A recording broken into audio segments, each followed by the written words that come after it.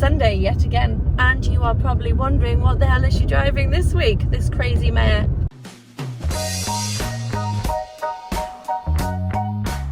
Well, I'll tell you, it is a Fiat Panda. It is the typical rental car. So I don't know where you guys are from, I don't know where you're watching this from, but here in south of Spain, Fiat Pandas are the go-to rental car. Cheap and cheerful. It is basically the same as a Fiat 500, just with a less pretty exterior. Put it that way. So I don't know what the engine is. It must be like a 1 litre, 1.2 or something. This one's 6 years old, has 115,000 kilometers. And I've just got back from a long weekend trip to go up and see my best friend, Sophie. She lives about an hour and a half away, all motorway, and we were doing, the speed limit the whole time there. I got there at it took me the same time as it would have in a different car because of speed cameras and whatnot on the way there. So, you can't really go over the speed limit anyway. Not that you should, even if you could, you shouldn't. It's illegal. I'm just digging myself into a hole here, aren't I? Anyway, you get the gist of it. It didn't take me any longer in the Panda. Yes, it is louder inside. You can hear everything. There's no features, like there's no digital radio. I couldn't pair my phone up.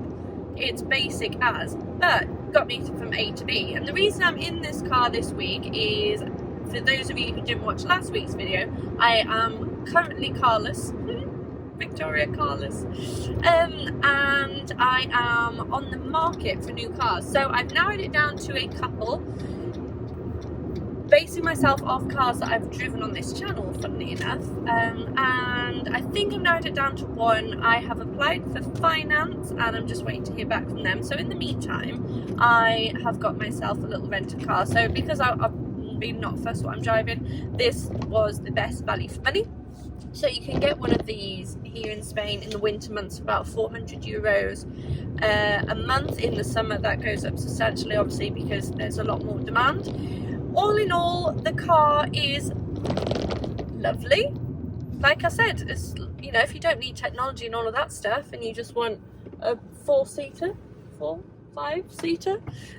to get yourself from A to B, it's doing wonders for me because it's manual. so I'm remembering how to drive a stick, and it works. It drives. The maintenance is going to be tuppence on it. The overall cost of buying it is tuppence.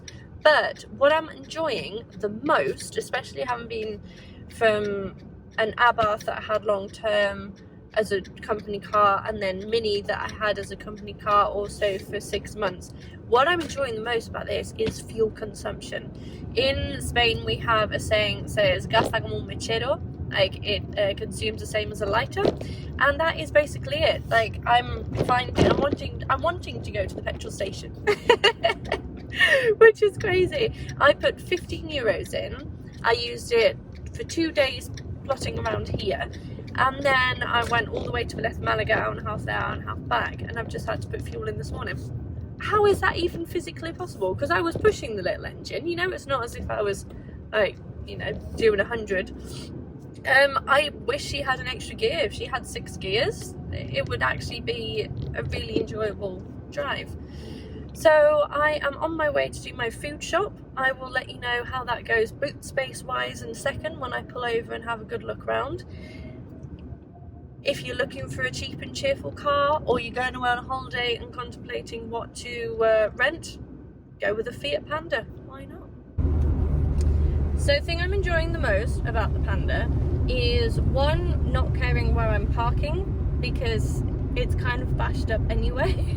So if someone dings the door, it's not going to be like the worst thing that's ever happened, And also speed bumps. Oh, here in Marbella, it's like they discovered them a few years ago and they put them everywhere. But I don't think anyone actually measures the speed bumps here. I think they just kind of, Paco and Manolo just lay down some cement and that's it. And then they paint it and move on to the next. I don't think there's any right, this one must be 3 centimeters tall. I think it's just meh. that looks more or less all right.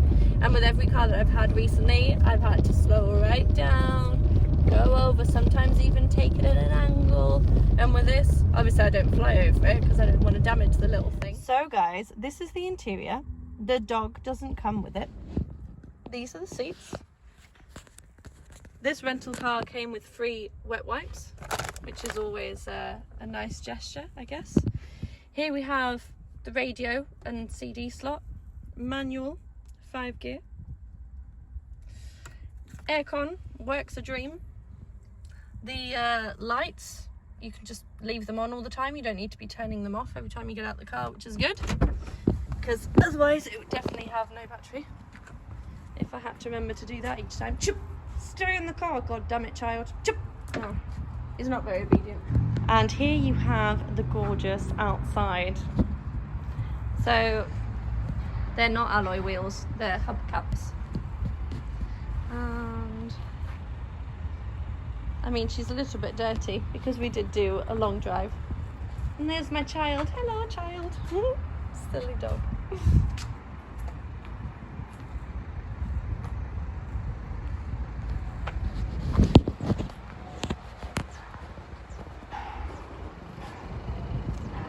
There we go, and here is the number of the rental car company in case any of you are coming down here and want to rent one.